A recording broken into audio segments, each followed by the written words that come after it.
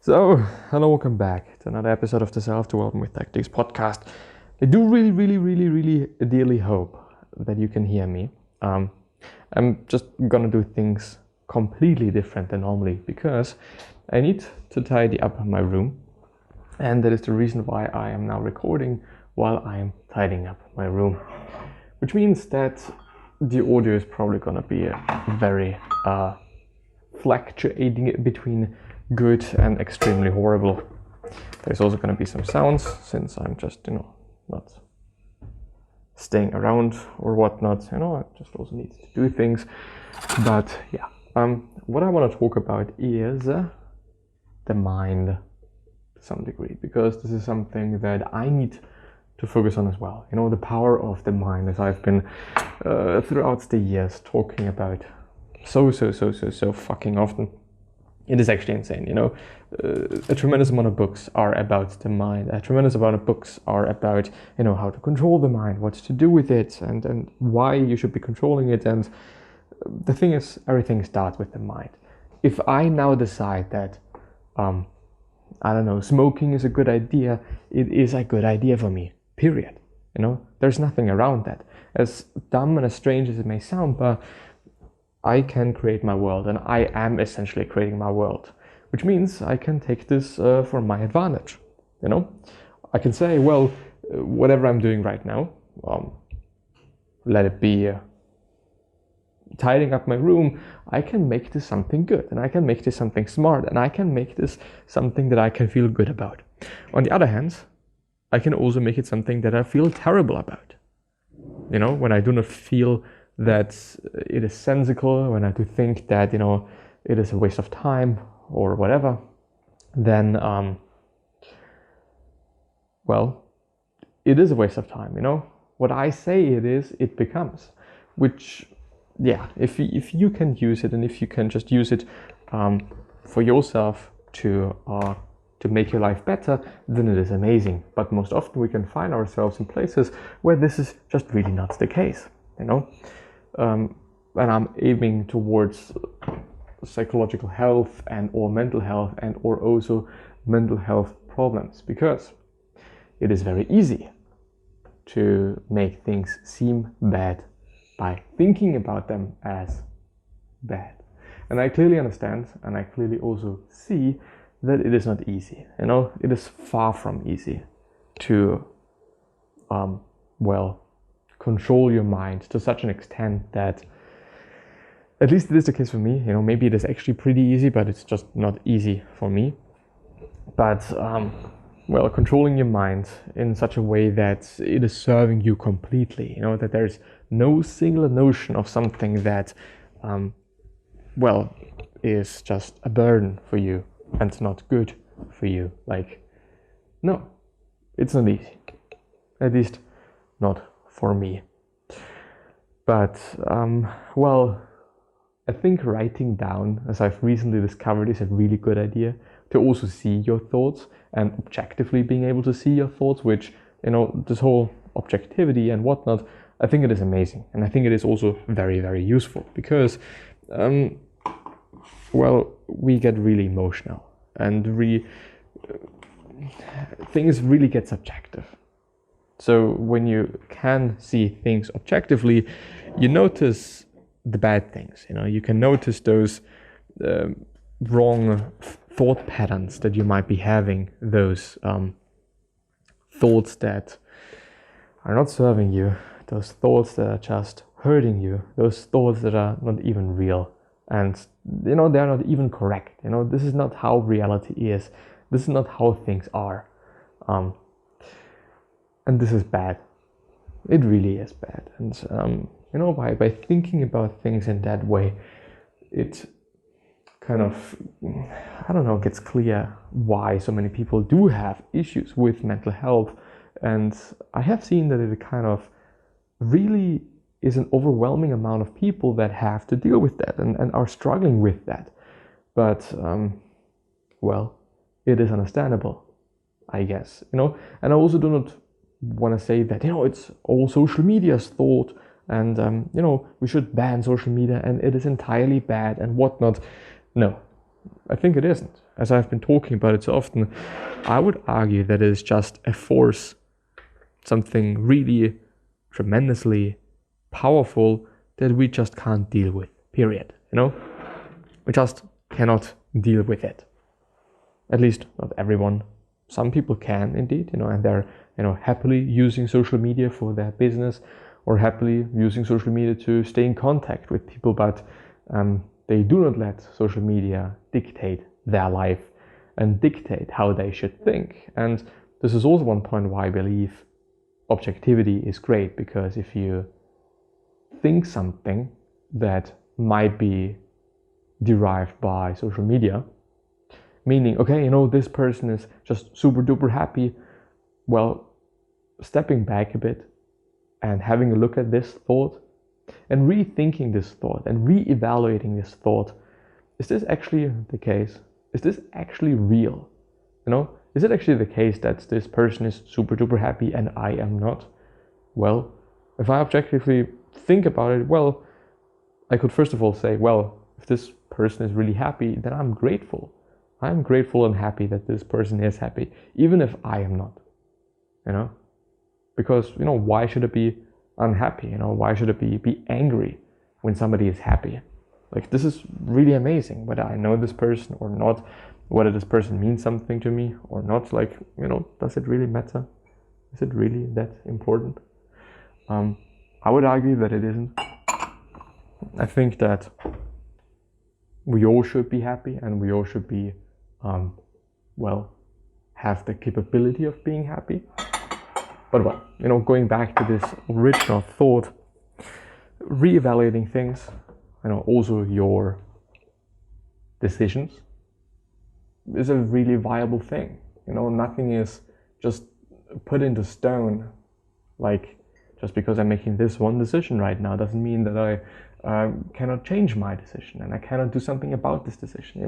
This decision is not set in stone. Like, it's not, most often, not always, but most often we can rearrange things, we can alter things afterwards, and so on and so forth. Like, life is a relatively, how should I say, difficult construct.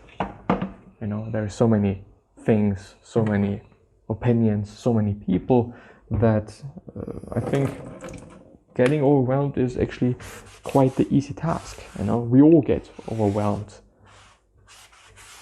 sometime or from time to time, and it is very important to, it is fine to be unhappy, I would say, unless it is actually your natural state, unless this is just how you live your life, by being unhappy. When you're just at this point, when this is the case for you, then I think one needs to be doing something about it. And I would say one of the first steps is journaling, and just writing things down that you dislike, some things that are on your mind, some things that are really bothering you, some things that are hurting you as well. And I kind of use the podcast for doing so, to be honest. To just talk about things, to get things out of my mind, and to just have a bit more of an objective view on them, because I as well am very subjective, and I tend to see things in a way that they aren't. And so by also talking about it, which may actually be easier for you than writing, even though I think writing is better, but one needs to be doing something. You could also talk, you could record yourself, which might also be pretty interesting a few years from this point on, to see what you were talking about, to see what your problems were, and also to see how you managed to deal with it, hopefully, because this might be kind of a blueprint for ongoing challenges and things that you might be encountering in the future when you're indeed listening to whatever the fuck you have recorded. So journaling, objectivity, talking to people, which I think is also a way of getting new insights and becoming more objective, because of course writing down and whatnot, you can see your thoughts, but still we are so subjective, and we tend to have so many ways to interpret things and to kind of give meaning to things and whatnot, which by the way is also a pretty great ability, and kind of essentially as well what I've been talking in the first place, giving meaning to things and making things meaningful. We are very good at it, and we're also very good at it when it comes to places and situations where we just shouldn't be doing so. And when you talk to people, then I think at least at my point of view, and I guess it is actually also a fact, one can more easily distinguish between what really is reality and what is just my thoughts and what is just my subjective opinion or whatever, Journaling / writing / talking to yourself / talking to somebody else. Of course, also having a therapist and talking to a therapist. Also regarding this, I'd say it makes sense to try different people. And well, I don't know, maybe have multiple therapists. Even though, and this is something that struck my mind today as well, the grass is always greener. Maybe, I think they all work differently, since, I would argue that it is also a pretty personal approach to just, solving these problems. Like, okay, me as a therapist would be completely doing things differently than you, for example, I would say. And of course, there are certain principles, but still, I guess there is certain room for personality and certain room for just, doing things differently and just having your personal approach to solving an issue and to solving something. But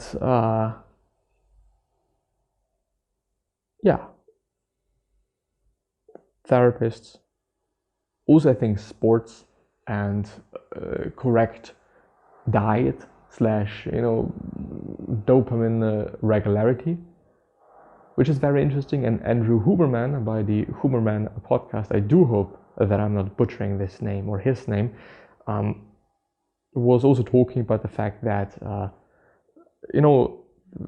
fatty acids, meaning fat intake through food, is actually also pretty important. Having the good fats and the right fats and whatnot and all the fats you need is also pretty important for dopamine, as far as I remember. Please take it with a grain of salt. Listen to his stuff. It is actually very interesting. Also regarding physical capabilities and so on, but especially I would argue those around mental health and mental regularity, regulation, and so on. So, you might just be having to fix your diet, might just be having to add something or get rid of something, in addition to all of these other things, because, I would say this is more of an indirect way, kind of, even though it is actually pretty direct in the end, to go about it, to solve this puzzle of life. And also doing things you like, drinking enough, being social, very big one for me. I tend to not be that, to be honest. I tend to choose to be, alone for myself, just do things that I want to do. But I notice and I feel as well that when I am with people, I'm meeting people, especially when it is friends, I get a lot of strength out of it, and I get a lot of and also a lot of thoughts out of it, of course, because then I'm gonna talk to them about things that are bothering me, things that I want to work on, things that I want to solve, and so it is actually useful and smart and good in various multiple ways to talk to people, also meet new people, have connections, and have a rather big network of people and maybe you're friends with as well. Like, I don't know, I think well, I don't know if having just 200 friends, if they're really going to be your friend, you know, or if this is rather than just going to be somebody you know, somebody you have a certain relationship with, you know. Of course, there are also work relationships, you know, people you know from work, people you know through work and whatnot. No, which in and of itself, everything is not bad nor good. It is just, you know, objectively viewed as just a certain relationship. Which kind of also leads me to being honest to yourself about certain things. And I think it is actually very important, yet very often as well difficult, you know, because, well, subjectivity and meaning and so on and so forth, like, am I really good at this? And when it comes to something like evaluating your skills, I would say that it does make sense to compare yourself to somebody else, you know. Okay, this person is actually way better than me. Okay, the next person is also way better than me. And, you know, the third person, this person is also way better than me. So does this mean that I'm actually not that good at it? Well, could be the case. Or these people are just really, really good at what they're doing. But either way, you know, should you really pursue something that you already know you're not that good at? Unless it is actually pretty fun for you and whatnot, then it is something different and you could be doing it as a hobby. But I don't know. I think we all are good at something, and we all therefore should be working on this thing that we are already good at and actually be really, really fucking good at it. Because most often we also like things we are good at, you know. We all like to be successful. We all like to, you know, to achieve things, to have success, to feel good about ourselves and whatnot. Of course, when you are criticized every single day and said that you're not good at something and whatnot, this is probably not going to be a pretty great place to be in and a pretty nice thing to do or whatnot.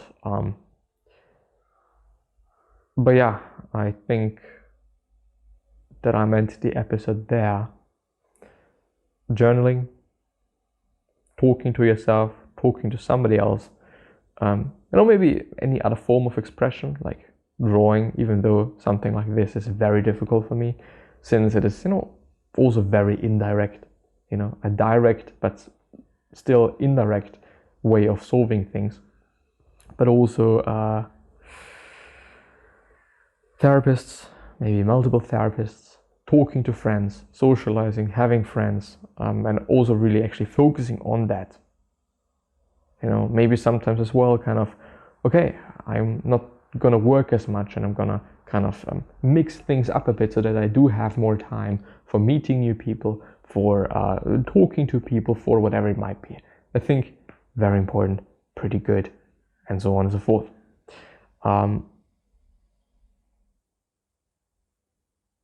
And general objectivity, trying to be objective. And also, when you're trying to be objective, trying to make sure that your objectivity is objective. You know, when I, for example, say to myself, well, I am so lonely, you know, things are really bad for me at this time. Just stepping back a bit, well, I do have, you know, a certain amount of friends, I do have a certain amount of things to do and whatnot, and then taking another step back and maybe seeing, well, am I just trying to soothe myself? Am I just trying to make things, you know, sound and seem very good for me, even though I could do better, even though there are certain things I should actually work on. And well, you could do this just an infinite amount of time and trying to dissect your mind just extremely, but trying to be objective and trying to, I don't know, like, well, no, I think objectivity is a pretty great thing. I think this also lets you recognize beauty quite well, you know, and see things as they are and see things as you maybe should be seeing them, or at least choose to see them. Because you can do so, you know, you can choose your point of view and choose the things you believe at, choose the things you will actually believe in, and so on and so forth. Like, this is the power of the mind to some degree. But yeah, some thoughts, some things. I'm gonna see you the next time. Bye bye.